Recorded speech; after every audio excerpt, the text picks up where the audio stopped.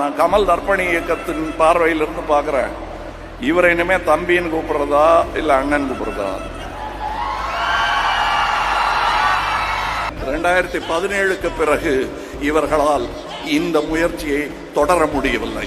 இப்ப புரியுதா ஏன் நீட்டு வேண்டாங்கிறோன்னு?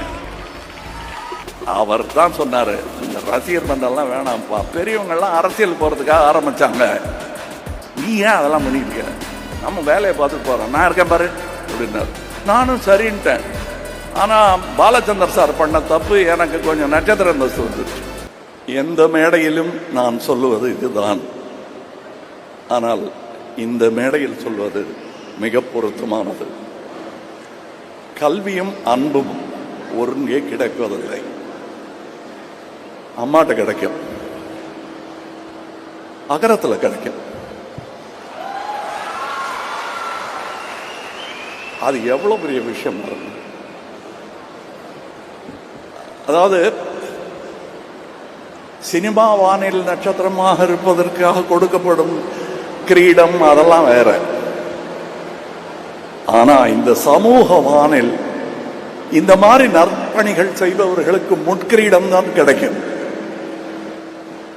பரவாயில்ல, அந்த கிரீடம் போதும் எனக்கு என்று சொல்வதற்கு மனம் இல்லை, மனோபலம் வேணும், அந்த தைரியம் வேணும்.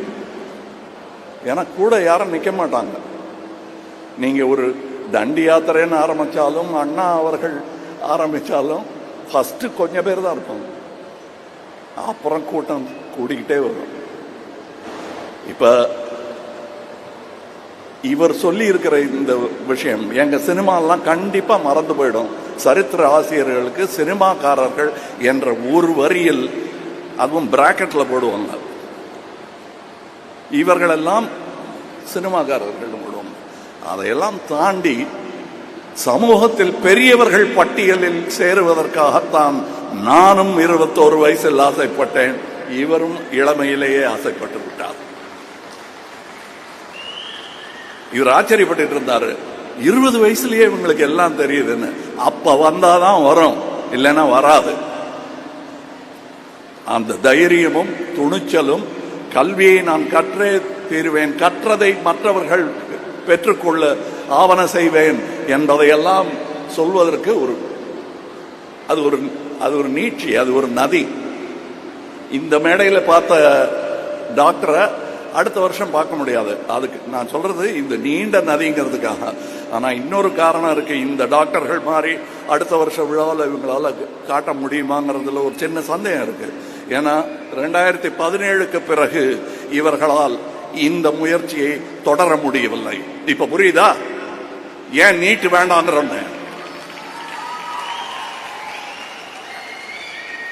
17லேருந்து இந்த வாய்ப்பை 13 தான் மொத்தம் நம்பர்னே வச்சுப்போம், 20 தான் வச்சுப்போம். 2017ஆம் ஆண்டு முதல் இன்றைய தேதி வரை இந்த மாதிரி அத்தனை பிள்ளைகளுக்கு கல்வி கிடைக்காமல் செய்து விட்டது இந்த சட்டம். அகரம் நினைச்சா ஒண்ணும் விட முடியாது. அந்த சட்டத்தை மாற்றி எழுதக்கூடிய பலத்தை தருவது கல்விதான். அந்த கல்வி இந்த போரில் ஆயுதமின்றி நாட்டையே செதுக்க வல்லது. இது சர்வாதிகார சங்கிலிகளை, சனாதன சங்கிலிகளை எல்லாம் நொறுக்கி தள்ளக்கூடிய ஒரே ஆயுதம் இதுதான். இதை தவிர வேற எதையும் கையில் எடுக்காதீங்க, அதுல வெல்ல முடியாது. ஏன்னா பெரும்பான்மை தோக்கடிச்சிருவாங்க, பெரும்பான்மை மூடர்கள் தோற்கடிச்சிருவாங்க, அறிவு தோத்து போயிடும். இதை தாங்கி பிடிக்கணும். அதுல என்ன எனக்கு பெருமையா இருந்ததுன்னா, இவர் பேரையே சொல்லிட்டு இருக்க மாட்டாங்க. அடுத்த தலைமுறையில் இதை நடத்தி கொண்டிருக்கிறவரின் பெயர் தான் ஞாபகம் இருக்கும், இல்லையா? எப்பவாவது அவங்க நினைவுபடுத்தும் போதுதான் இவர் பேர் ஞாபகம் வரும். அப்படி சமுதாயத்துடன் கரைந்து போவதுதான் தலைமை. நின்று ஆண்டு கொண்டிருப்பது தலைமை அல்ல. எனக்கு அது புரிய 70 வயசு ஆயிடுச்சு. இப்ப நான் சொல்றேன், தம்பி இவர் செய்திருக்கும் இந்த பணியை நான் நேத்தி முதலமைச்சரோட பேசிட்டு இருந்தேன். அப்ப நான் சொன்னேன், இந்த என்ஜிஓக்கள் நீங்க பெருசா ஆதரிக்கணுங்க. அவங்க வேற எதுவும் கேட்கல, பண உதவி கேட்கல, அனுமதி கேட்கறாங்க. அதுல நமக்கு என்ன வலிக்க போகுது? ஐயா கொடுத்துருக்கையா? இல்ல பண்ணிட்டு இருக்கோம்னாரு. அது அந்த பெருமையோட நீங்க வருகிறேன், நாங்க பண்ணத்தான் போறோம், பண்ணிக்கிட்டு இருக்கோம் அப்படின்னாரு. அதில் நானும் பங்கு கொண்டு இருக்கிறேன். ஏனென்றால் இதே திட்டம் இவரை பார்த்து தான் ஐடியா வந்ததுன்னா அது தப்பு இல்லை, அரசுக்கு ஒன்றும் அவமானம் கிடையாது. ஏனென்றால் நல்லது எதிரிகிட்ட இருந்தாலும் கேட்கலாம், இது நம்ம பிள்ளை, இங்க இருந்து எடுக்காம வேற எங்க இருந்து எடுப்பாங்க. ஆக அரசு ஒரு பெரிய திட்டத்தை அறிவித்திருக்கிறது. இதே மாதிரி அதுல எனக்கும் பங்கு உண்டு, உங்களுக்கும் பங்கு உண்டு, எல்லாருக்கும் பங்கு உண்டு. இதுதான் சொன்னேன். இது கல்வி சம்பந்தப்பட்டது மட்டும். இங்க நான் பேசுன நீட்டு கூட அரசியல் அல்ல, கல்வி சம்பந்தப்பட்டதுதான். ஏன்னா இந்த விழாவில் அரசியல் பேசக்கூடாது, அது நாளைக்கு போற இடத்துல பேச வேண்டியது. இங்க ரொம்ப நேரம் இருக்க முடியலையேன்னு சார் பேசிட்டு இருக்கும்போது சொன்னாரு. நான் வழக்கமாக விழாக்கள்ல எல்லாரும் பேரையும் சொல்லுவாங்க, இதுல யாரை தனியா பிரிக்கிறது? அகரம்னா நீங்க தான், எல்லாருமே, நான் உள்பட. இத சொல்லிட்டேன் இல்லையா? இனி இந்த கமலஹாசன் நற்பணி இயக்கம் மன்றம் நற்பணி இயக்கமாக மாறியதெல்லாம் சொல்லிட்டு இருந்தாரு. அது நாங்க செஞ்ச, நான் ஒரு கவிதை எழுதினேன், அவர் ஒரு கவிதை எழுதினார். ஆனால் உண்மையான ஒரு ரகசிய கவிதை ஒன்று இருக்கிறது, அதை பார்த்து தான் நாங்க காப்பி அடிச்சோம். அதற்கு பொழிப்புரை சொல்ல வேண்டும், ஒரே வார்த்தையில் சொல்லிடலாம். சிவகுமாரன்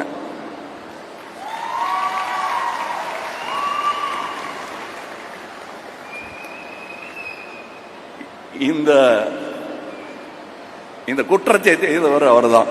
ஏன்னா எதிர்த்தரப்புல இருந்து பார்க்கணும்ல, அத இந்த குற்றத்தை செய்தவர் அவர் தான். நான் ஃபர்ஸ்ட் பெரிய நடிகனா வளர்ந்து இருக்கும் போது இப்படி நகர்ந்து இடம் கொடுத்தவர், வா அப்படின்னு. நிஜமா நான் சொல்றது மேடை அலங்காரம் இல்லைங்கிறது அவருக்கு தெரியும். இது நாங்க 2 பேரும் பேசிக்கிறோம், நீங்க ஒட்டு கேட்கறீங்க, அப்படியே வச்சுக்கோங்க. இந்த மைக்கம் அதான் செஞ்சிட்டு இருக்கு.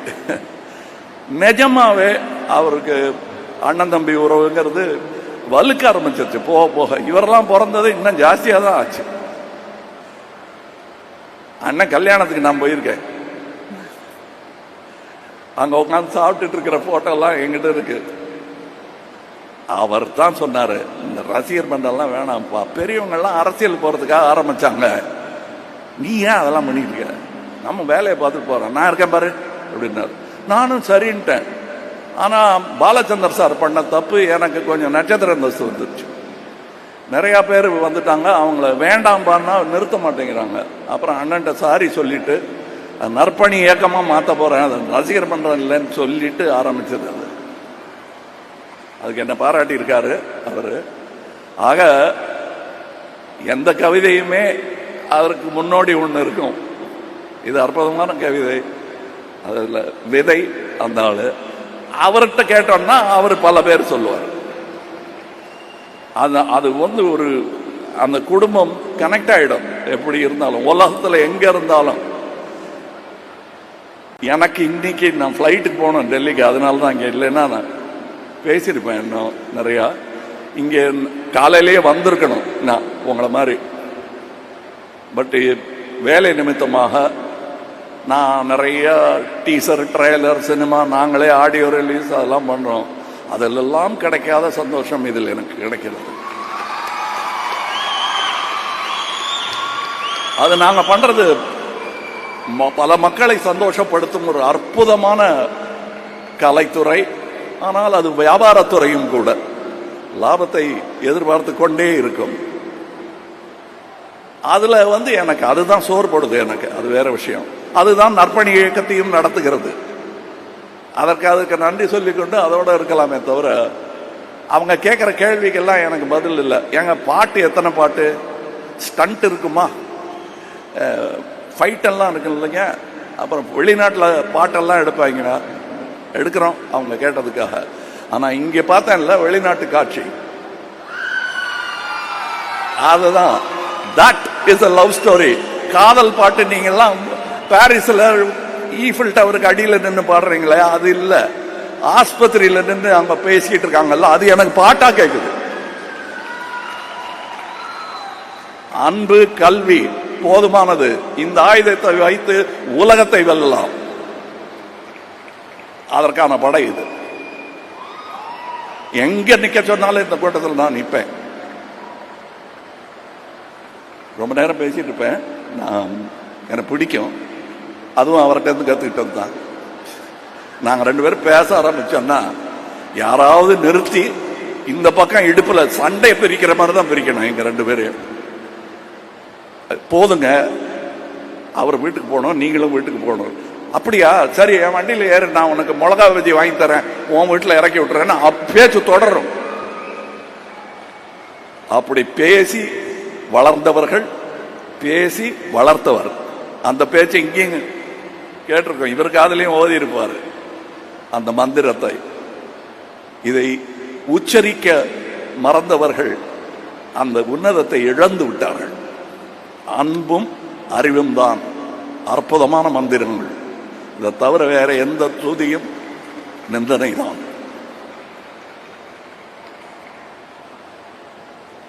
இங்கே இந்த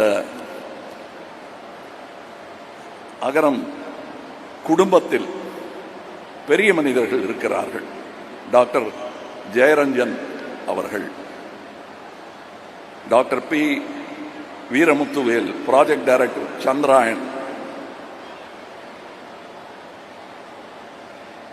சகோதரர் வெங்கடேசன் அவர்கள்.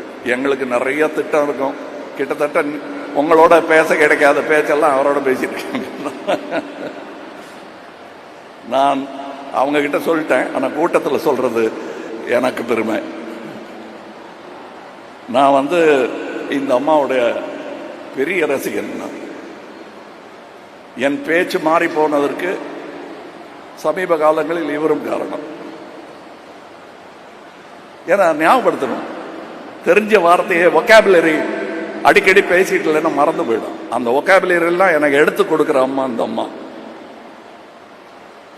உட்காரணுமா, நன்றி இல்லாம வேணாம், நீங்க கொடுத்தது தர்மம், நாங்க சொல்ல வேண்டியதுதான் நன்றி. டைரக்டர் வெற்றிமாறன் வந்திருக்காரா? வந்துருக்காரா?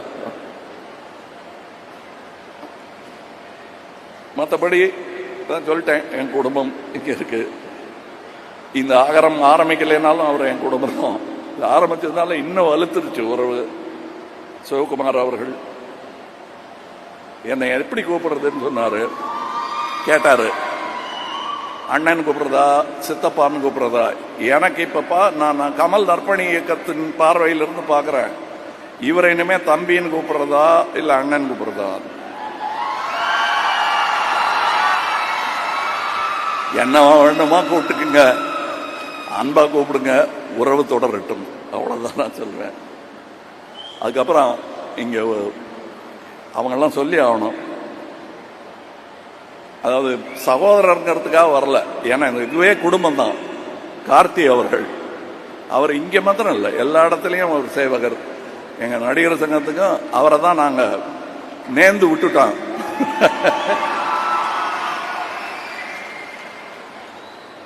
அப்புறம் என்னுடைய